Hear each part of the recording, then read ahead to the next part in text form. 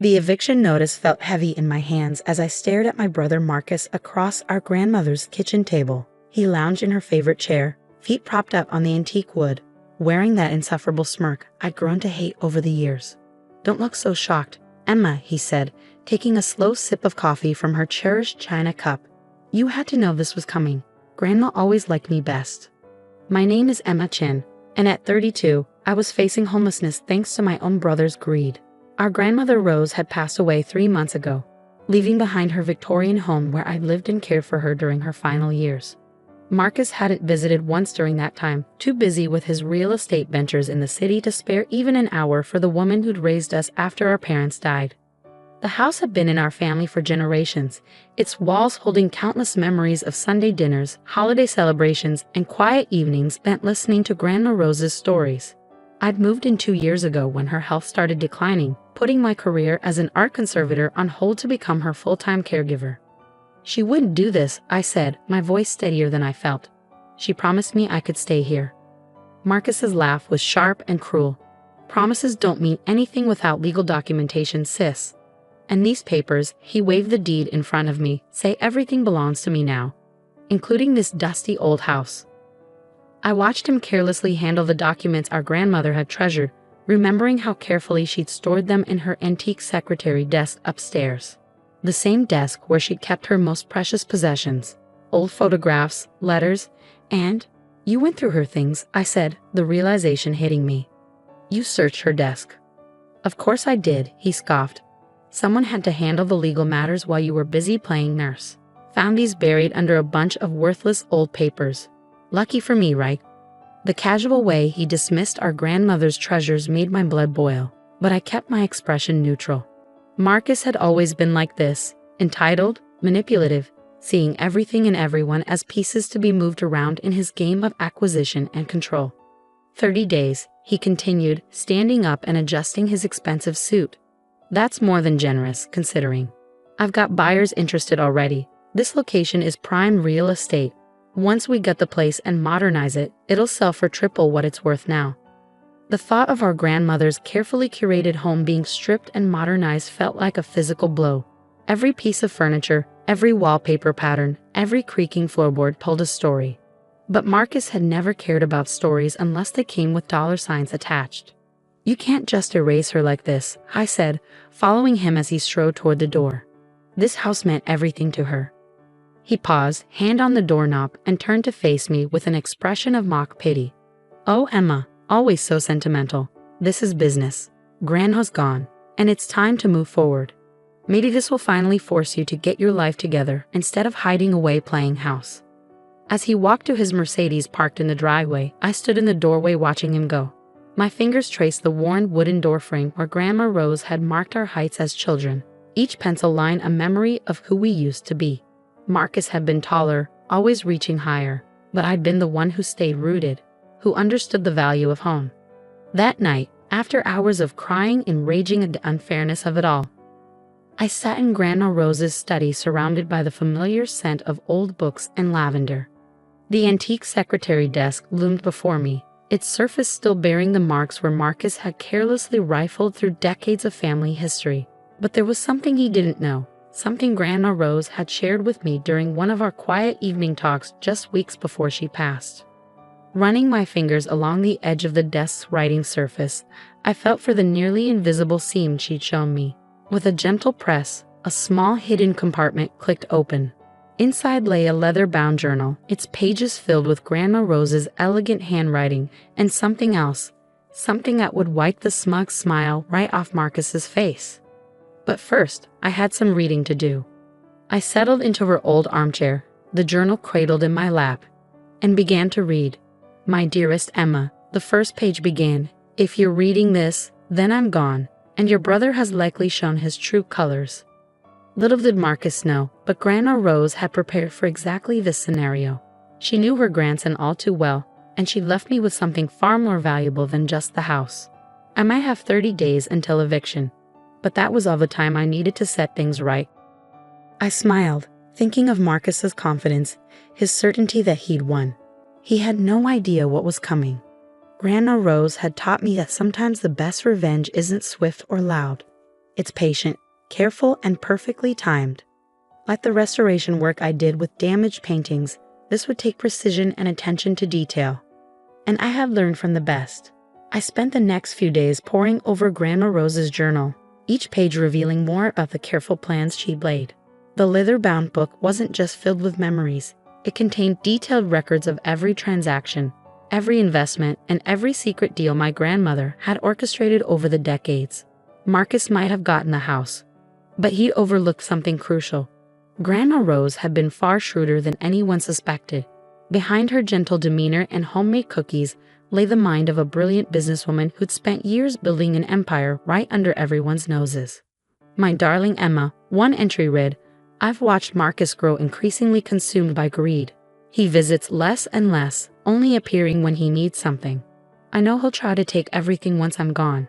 That's why I've prepared this gift for you, the key to something he can never touch."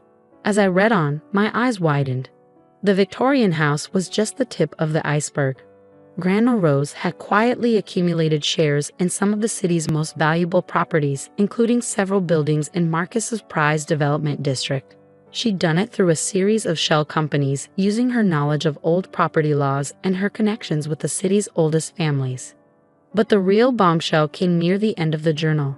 Along with detailed documentation of her holdings, Grandma Rose had left me something else. Proof that Marcus had been engaging in fraudulent real estate practices for years. She kept meticulous records of his schemes, the way he'd manipulated property values and deceived elderly homeowners. "I couldn't stop him," she wrote, "but I could document everything. The choice of what to do with this information is yours, my dear. Use it wisely."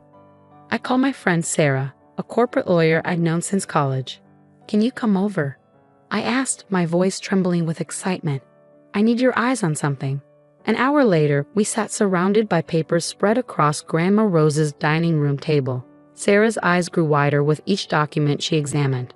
"Emma," she breathed, looking up at me, "this is incredible. Your grandmother wasn't just collecting evidence, she was building a case. These documents prove Marcus has been running a sophisticated fraud operation. If this got out, he'd lose everything." I finished, thinking of his smug face as he'd handed me the eviction notice. His reputation, his business, probably his freedom. Sarah nodded, shuffling through more papers. "The timing is perfect too.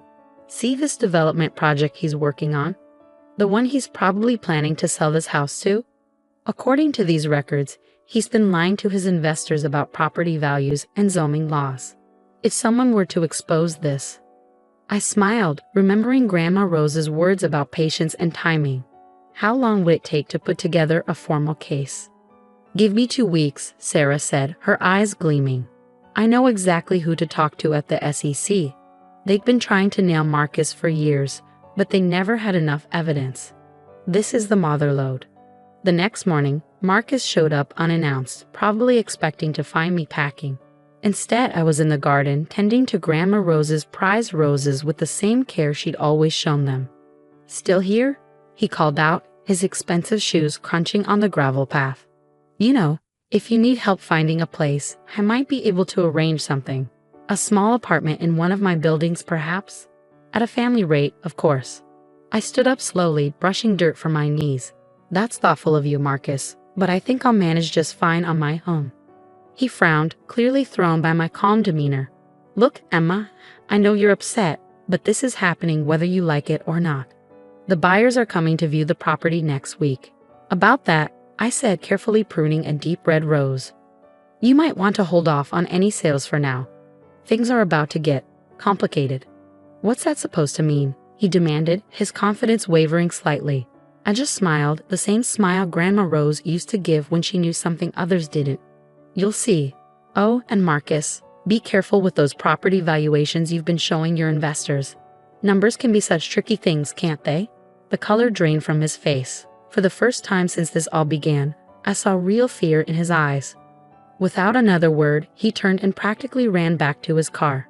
That evening, as I sat in Grandma Rose's favorite chair watching the sunset paint the garden in shades of gold, I felt her presence stronger than ever. She'd known this day would come, had prepared for it with the same meticulous care she'd shown in tending her roses. Each thorny problem needed careful handling, she used to say, but with patience and the right tools, any garden could bloom. I picked up my phone and dialed Sarah's number. "It's time," I said when she answered. "Let's show my brother exactly what Grandma Rose left behind." The next 2 weeks were a whirlwind of activity. Sarah worked tirelessly, compiling the evidence into an airtight case. Meanwhile, I noticed increased activity around Marcus's office. Cars coming and going at odd hours, lights burning late into the night. He was scrambling, probably trying to cover his tracks. But it was too late. The hammer fell exactly 20 days after he'd served me with the eviction notice. The SEC investigation became public, and Marcus's carefully constructed world began to crumble. His investors pulled out, his partners distanced themselves, and his reputation, the thing he valued above all else, lay in tatters. The morning the story broke in the local papers, I stood in Grandma Rose's kitchen making her signature lavender tea. The headline stared up at me from the counter. "Local real estate mogul under investigation for massive fraud scheme." My phone buzzed with a text from Marcus. "We need to talk. Now." I took my time responding, remembering all the times he'd ignored Grandma Rose's calls when she was sick, all the family dinners he'd missed, all the memories he'd been too busy to make. "Sorry," I texted back. "I'm rather busy today. But don't worry, we have plenty of time to talk. About 10 more days, by my count." 10 days. That's how long it took for Marcus's empire to completely unravel. The SEC investigation revealed everything. The fraudulent property valuations, the forged documents, the elderly residents he pressured into selling their homes for a fraction of their worth. His investors fled in droves, his business partners disappeared, and his reputation lay in ruins. I was in Grandma Rose's garden when he finally showed up, looking nothing like the polished real estate mogul who'd smugly handed me an eviction notice. His expensive suit was wrinkled, his hair disheveled, and the arrogant smirk had been replaced by something closer to desperation. "You did this," he said, his voice hoarse. "You destroyed everything I built." I continued pruning the roses, just as Grandma had taught me. "No, Marcus, you did this to yourself. I just showed everyone who you really are." He collapsed onto the garden bench, head in his hands. How did you know about all of it?" "Grandma Rose knew," I said simply. "She kept records of everything. Every shady deal, every manipulated sale. She saw who you really were long before anyone else did." He looked up sharply. "That's impossible. She was just a sweet old lady who baked cookies and tended her garden." I couldn't help but laugh. That's exactly what she wanted everyone to think. But Grandma Rose was smarter than any of us knew. While you were busy building your house of cards, she was building something real, something that would last. I pulled out a thick envelope from my pocket, the final piece of Grandma Rose's plan. "Did you know she owned controlling shares in half the properties in your development district? Through various shell companies, of course. She left them all to me." Marcus's face went pale. "You're lying." "Check the records," I said, handing him the envelope. "It's all there. The properties, the companies, everything. She spent years quietly buying up land while you were focused on quick profits and flashy deals." His hands trembled as he read through the documents. "This can't be real. She was just Grandma." "She was so much more than that," I said firmly. "She built an empire right under your nose, and you never noticed because you were too busy looking down on her. Too busy to visit, too busy to call, too busy to see what was right in front of you." I watched as the reality of his situation sank in.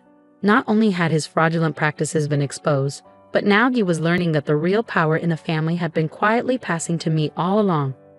"What are you going to do?" he asked, his voice barely a whisper. I looked around the garden at the roses Grandma had tenderly cultivated for decades. "First, I'm staying in this house. It means too much to too many people to be torn down for another soulless development project. And then I'm going to run things the way Grandma would have wanted. No more pushing out elderly residents. No more destroying historic properties for profit. We're going to preserve what matters, build something meaningful." He stood up, shoulders slumped in defeat. "You won? Just like that?" "This was never about winning, Marcus. It was about doing what's right, something you forgot a long time ago." As he walked away, I could almost feel Grandma Rose's presence beside me, smell her signature lavender perfume on the breeze. She'd given me more than just property and power. She'd given me a chance to set things right, to protect the community she'd loved so much. The next morning, I woke up early and went to the kitchen, just as I had every morning when Grandma was alive. I made her favorite lavender tea in her cherished china cup and sat in her chair, watching the sunrise paint the garden gold.